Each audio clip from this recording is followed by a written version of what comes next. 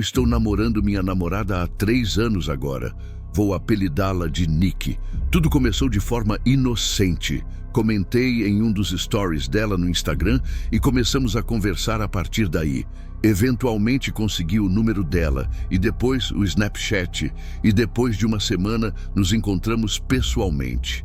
Começamos a sair logo depois dos feriados, em janeiro, e o pensamento do Dia dos Namorados já estava se aproximando. Foi bom ter começado a conversar com uma garota por aquela época, para eu não sentir o pavor de ficar sozinho naquele feriado chato. Mas conforme o Dia dos Namorados se aproximava, Nick e eu já tínhamos ido em alguns encontros. Ela me confidenciou sobre uma situação de perseguição que vinha enfrentando. O nome do homem é Ben, e ele é um cara alguns anos mais velho que a Nick, que por acaso frequentava a mesma faculdade que ela. Ela o conheceu em aula para um trabalho em grupo e depois disso começou a seguir Nick pelo campus algumas vezes. Ela nunca envolveu a polícia ou qualquer coisa chocante. O cara acabou descobrindo onde ela morava e mandou um monte de mensagens assustadoras, as quais ela ignorou.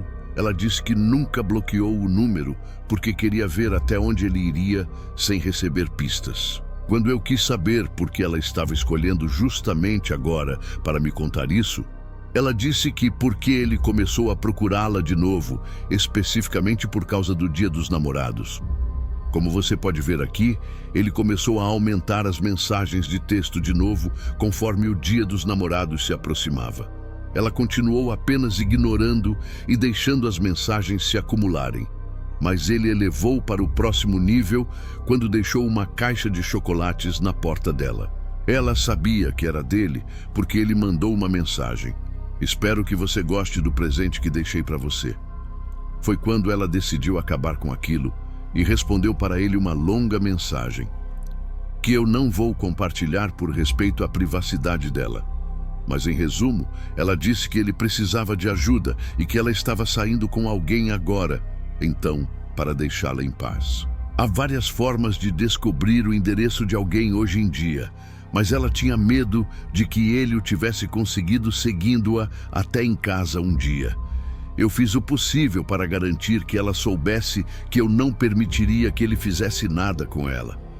Bem, avançando alguns dias, Nick me mandou um print preocupante. Era um print de uma mensagem de um número falso, perguntando se o cara com quem ela estava era eu. Ou seja, ele escreveu meu nome. Agora eu me senti envolvido e isso me deixou moderadamente desconfortável. Até esse ponto, tudo o que eu tinha ouvido sobre esse cara era que ele mandava mensagens muito assustadoras e era excessivamente persistente e que possivelmente seguia a garota com quem eu estava até a casa dela. E agora ele estava lhe mandando mensagens de números falsos mencionando meu nome. A situação estava chegando ao ponto em que Nick estava perto de ligar para a polícia se isso não parasse. Eu disse que iria com ela à delegacia se ele entrasse em contato mais uma vez. Avançando até o Dia dos Namorados, naquele ano caiu numa sexta-feira. Nick e eu saímos para comer em um restaurante agradável que ficava à beira d'água. Estávamos numa mesa externa porque o tempo estava bom. Enquanto comíamos, ambos notamos um cara sentado num banco fora da área do jantar, perto do estacionamento, com um boné puxado de forma conspícua, cobrindo o rosto como se estivesse se escondendo. Nick fez uma piada. "E se for o Ben?" Rimos, mas então ele inclinou ligeiramente a cabeça na nossa direção enquanto o olhávamos e depois rapidamente desviou o olhar. Segundos depois, ele se levantou e foi embora. Já não ríamos mais. Agora realmente questionamos a chance de ser ele. Mas após alguns minutos, a conversa mudou para outra coisa e aproveitamos o resto do tempo ali. Depois queríamos ir para outro lugar. Era Dia dos Namorados, afinal. Mas os pais dela estavam em casa e eu tinha a casa só para mim. Então, voltamos juntos para a minha casa alugada.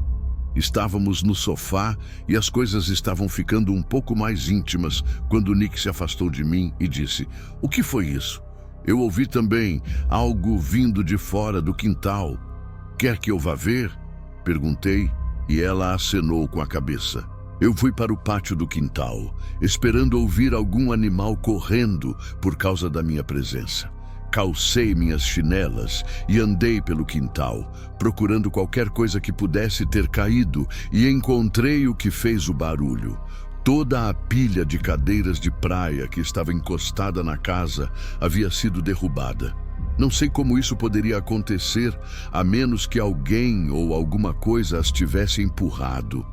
Não havia nem a menor brisa naquela noite.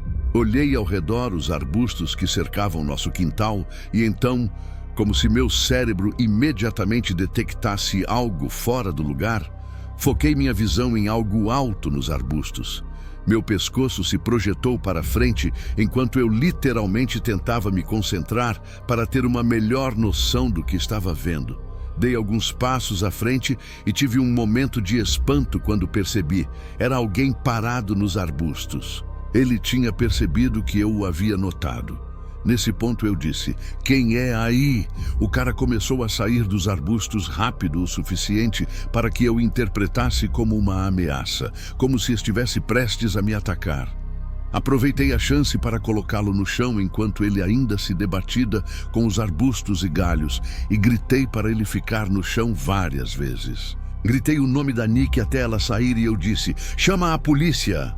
O sujeito no chão se debateu e tentou se soltar algumas vezes, mas eu mais ou menos o mantive imobilizado quando Nikki saiu. Conversando com os policiais, eu perguntei a ela se aquele era o cara.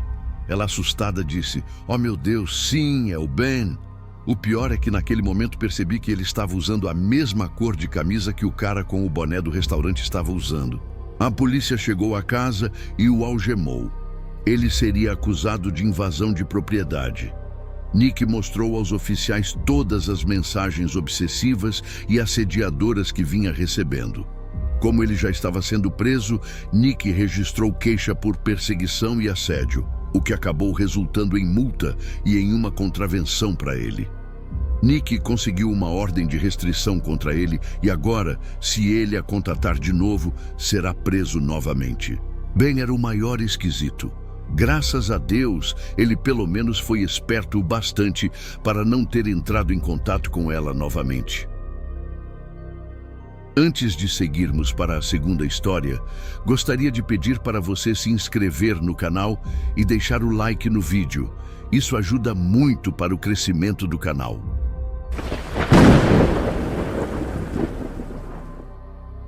Embora isso tenha acontecido há 4 anos, o Dia dos Namorados estava chegando. Meu namorado e eu tínhamos planejado um jantar fofo, como a maioria dos casais faz. Enquanto entrávamos no restaurante, havia um casal do lado de fora, olhando estranhamente para nós. Eu dei um leve empurrão no braço do meu namorado enquanto entrávamos, e ele deu o nome dele para ser colocado na lista de espera. O anfitrião disse que a espera seria de 45 minutos e que nos mandaria uma mensagem quando a mesa estivesse pronta. Meu namorado disse, "Vamos ao minigolf do outro lado da rua." Então, quando voltávamos para o carro, a mulher do casal se levantou e estendeu a mão se apresentando como Sra. Grady. Achei aquilo muito estranho e olhei para meu namorado. A mulher ainda estendeu a mão. Eu não quis ser grossa, apertei a mão dela. A mulher continuou explicando que ela e o marido achavam que éramos um casal com ótima aparência e que eram fotógrafos e que nos faríamos ótimas fotos, pedindo para seguirmos até o estúdio, porque ela acreditava que a espera seria longa. Ela disse que não tinha cartão, mas que o lugar deles ficava a 5 minutos de carro e que poderiam nos levar. Os sinais de alerta começaram a tocar e meu namorado recusou educadamente, dizendo que tínhamos coisas a fazer. O olhar dela ainda era um dos mais perturbadores que já vi, enquanto ela sorria e sentava ao lado do marido. Já no carro, eu disse ao meu namorado o quão assustadora fora a interação e que o marido da mulher nem havia falado uma palavra. Entrando no minigolf, ficamos surpresos em encontrar o local vazio. Rimos da situação, mas no fundo eu ainda estava inquieta, pois o lugar não era grande. Dá para ver a porta da frente de todos os níveis. Enquanto estávamos na quinta rodada, ouvi o sino da entrada. Virei para olhar e meu coração afundou. Era a mesma mulher com o marido. Ela pareceu olhar em volta e quando fizemos contato visual, ela me deu o sorriso mais sinistro. Avisei meu namorado e ele virou para olhar. Quando eles terminaram o jogo, eu disse que estava desconfortável e que deveríamos esperar no carro, já que 15 minutos já haviam passado, então não faltaria muito. Ele concordou, e quando nos viramos, eles estavam bem atrás de nós, com os sorrisos mais largos. Engraçado como nós dois acabamos neste lugar, disse a senhora Grady. Dessa vez o marido disse, devemos nos enfrentar. Grady versus Rhodes. O coração do meu namorado afundou naquele momento, pois o sobrenome dele é Rhodes. Nós recusamos educadamente, sem querer saber como eles sabiam aquela informação, e dissemos que tínhamos que ir. Os sorrisos dos dois desapareceram enquanto saíamos às pressas. Eu disse ao meu namorado que deveríamos encerrar a noite e voltar para a casa dele, já que era mais perto que a minha. E além do mais, meus pais só voltariam no domingo de manhã. Ele disse que iríamos depois do jantar e que não deixaríamos um casal estranho aleatório arruinar a nossa noite. Esperamos uns 15 minutos no carro, conversando sobre como a situação era estranha, quando ele recebeu uma mensagem do restaurante dizendo que nossa mesa estava pronta. Jantamos e ele insistiu em pagar naquela noite porque era dia dos namorados. Normalmente dividíamos a conta. Ele foi ao banheiro e, enquanto esperava, achei que via a mulher espiando por trás de um canto. Convenci-me de que era coisa da minha cabeça. Quando meu namorado saiu do banheiro, estávamos prontos para ir. Para chegar à casa dele, é preciso pegar uma estrada longa cercada por árvores. Já uns 3 a 5 minutos nessa estrada, ouvimos um estouro alto e meu namorado parou o carro. 2 pneus dianteiros tinham furado. Ele juntou os pontos e correu até o carro dizendo, "Sai, não temos muito tempo antes que eles cheguem." Ele desligou o motor, apagou as luzes e trancou as portas. Eu estava com tanto medo e confusa, sem saber o que estava acontecendo. Eu disse que deveríamos esperar no carro. Ele rapidamente me pegou e corremos para o mato. Ele me mandou ficar calma. Estávamos escondidos atrás de algumas árvores e arbustos. Enquanto nos escondíamos, ele ligou para a polícia e explicou rapidamente onde estávamos e o que estava acontecendo. A atendente pediu para ficarmos na linha e que a polícia chegaria em alguns minutos. Ele disse que não podia ficar na linha e desligou. Enquanto ficávamos deitados, ouvimos um motor vindo. Meu namorado disse para deitarmos no chão e ele também se deitou. O motor do carro parou e ouvimos a voz familiar da senhora Grady, se é que esse era mesmo o nome dela, gritar, "Vocês demoraram demais." Ouvimos uma porta de carro bater e então o carro acelerou e foi embora. Ficamos no chão até a polícia chegar, o que levou uns 2 minutos. Explicamos a situação e nos disseram que seríamos contatados se algo aparecesse. Liguei para minha irmã para nos buscar e ele chamou o guincho para o carro dele. 4 anos depois, nada apareceu e nunca descobrimos o que queriam ou quem eram. Agora somos casados e temos uma história louca para contar aos nossos filhos. Histórias bizarras, não é? Deixa nos comentários se você já viveu alguma experiência parecida com essas.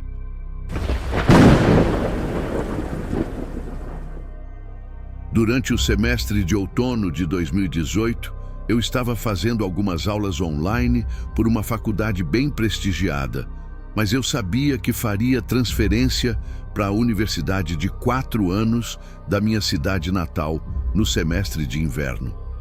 Ainda queria fazer novos amigos para não me sentir sozinho e talvez no caminho seria bom conhecer alguém para namorar. O que aconteceu? Conheci essa garota pelo Tinder. Ela era bem legal e tínhamos muito em comum. Resumindo, começamos a namorar e nos divertimos muito juntos. Ela não era da minha cidade natal, e eu percebi que depois do fim de semana do Dia de Ação de Graças, o jeito dela e a atitude haviam mudado. Ela sempre foi do tipo mais sarcástica, mas agora parecia maldosa. Por exemplo, a provocação flertadora e brincalhona tinha se tornado muito mais agressiva. Não houve nenhum dano físico, devo dizer. Era só o tipo de zoação que não deveria acontecer num relacionamento. Eu apenas desprezei, pensando ser estresse por causa das provas finais. Ela acabou voltando para casa nas férias de inverno. Sempre encontrávamos formas de manter contato todo dia, via texto, Snap e chamadas por FaceTime 1 ou 2 vezes por semana. Quando o semestre de inverno começou, eu me mudei para um apartamento porque os dormitórios não pareciam divertidos e eu havia encontrado algo surpreendentemente barato. Literalmente, na noite do primeiro dia de aulas, decidimos terminar. Como eu disse, ela era de outro estado e estava tendo muita dificuldade de ficar longe de casa porque sentia falta da família, dos amigos e dos animais de estimação. Além de mim e da colega de quarto com quem ela não se dava bem, ela mal conhecia ninguém na cidade.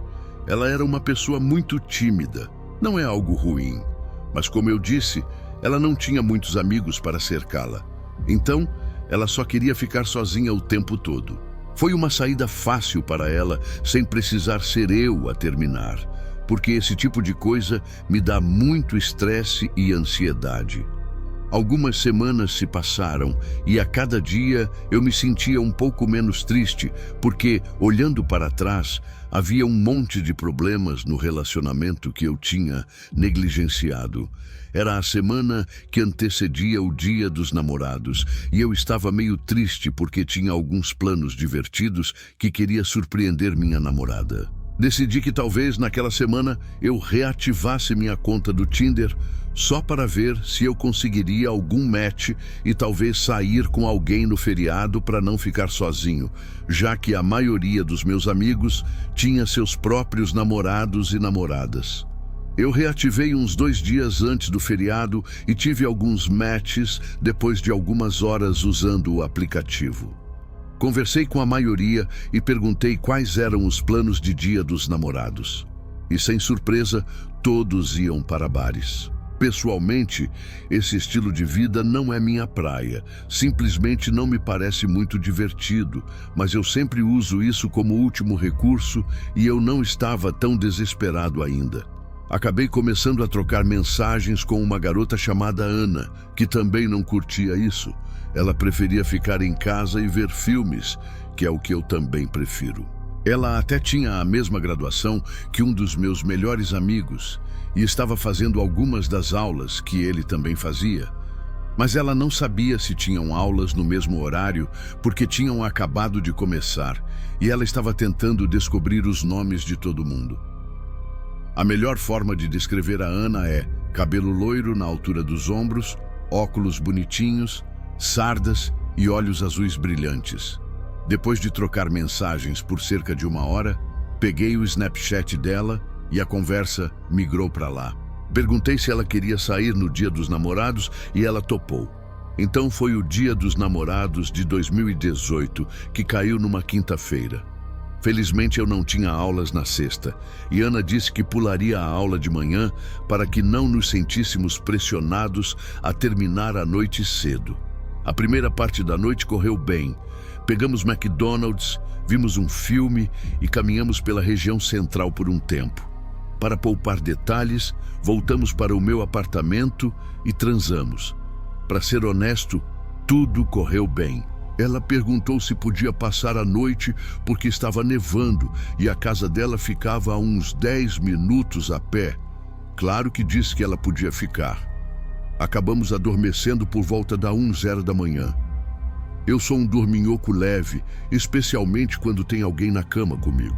Por volta das 3h da manhã, Ana me acordou enquanto saía da cama, mas eu não a avisei de que ela havia me acordado. Estava bem escuro no quarto, mas dava para ver que ela estava indo em direção ao banheiro.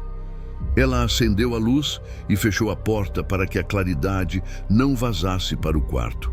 Eu estava bem cansado e voltei a dormir. Acordei de novo por volta das 5h30 da manhã. E, para minha surpresa, Ana não estava na cama ao meu lado. Virei para ver se ela ainda estava no banheiro, mas eu não via o contorno da luz. Então, estava desligada. Eu não estava tão chocado ainda, só curioso para saber onde ela estava. Então me sentei e peguei o celular na mesinha de cabeceira.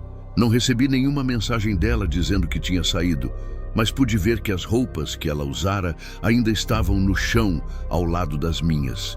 Então, ela ainda estava por perto. Então, ouvi um rangido do outro lado do quarto e pude ver que Ana estava apenas parada no canto, de costas para mim. Fiquei realmente assustado. Chamei o nome dela baixinho e perguntei se ela estava bem, mas não houve resposta. Liguei o abajur da mesa de cabeceira. Não iluminou muito, mas foi suficiente. Saí da cama e caminhei até ela. Estava apenas parada, sem se mover. Fiquei apavorado, mas queria entender o que estava acontecendo. Coloquei minha mão delicadamente no ombro dela e chamei o nome novamente, sem resposta. Houve 10 segundos de silêncio e justamente quando eu ia chamar o nome dela mais uma vez, ela se virou com uma velocidade desumana. Começou a gritar como uma louca e a me bater. Não foi a pancada mais forte, mas eu sou um cara magro, então doeu um pouco. A parte mais assustadora foi que não havia nenhuma emoção no rosto dela. Eu recuei e caí sobre a cama. Ela me seguiu ainda gritando e batendo. Depois de uns 30 segundos dessa cena, ela correu até as roupas, pegou-as e saiu correndo do meu apartamento. Levantei da cama e corri para a porta da frente, que estava escancarada, mas ela já havia sumido. Fechei e tranquei. Então notei um cheiro horrível vindo do banheiro. A porta estava fechada e quando eu a abri, um fedor terrível saiu. Acendi a luz e encontrei o cômodo uma bagunça. A cortina do chuveiro arrancada, meu nécessaire arremessado no chão e o chão molhado. O pior foi que ela defecou e espalhou nas partes do espelho. Liguei para a polícia imediatamente e eles enviaram um oficial até minha casa. Pediram para ver os perfis dela no Tinder e Snapchat, mas é claro que ambos tinham sido deletados. Eu só tinha uma foto dela que ela havia mandado pelo Snapchat. Eu fiz um print porque era uma foto fofa, mas nela ela estava usando um filtro do Snapchat. Então não havia muito que a polícia pudesse fazer, infelizmente. Eles só puderam fazer um boletim e ficar de olho. Me aconselharam a ter um amigo dormindo comigo naquela noite caso ela tentasse arrombar. O que eu fiz? Chamei um dos meus melhores amigos, Rob. Ele era o cara que tinha a mesma graduação que a Ana. Ele veio mais tarde e eu contei toda a história. Uma das aulas que ela disse que estava fazendo, que meu amigo também fazia, era uma turma pequena, que se encontrava 2 vezes por semana. Mostrei a foto para o Rob e quando perguntei se ele a conhecia, ele disse que nunca a tinha visto em aula. Rob e eu assistimos a um filme e dormimos por volta da meia-noite. Acordei por volta das 3h da manhã e encontrei alguém tentando abrir a porta da frente do outro lado. Depois de deixar aquilo acontecer por cerca de 1 minuto, parou. Eu fui até a porta e olhei pelo olho mágico, mas não havia ninguém. Nada mais aconteceu desde então, mas ainda assim isso me dá muito medo.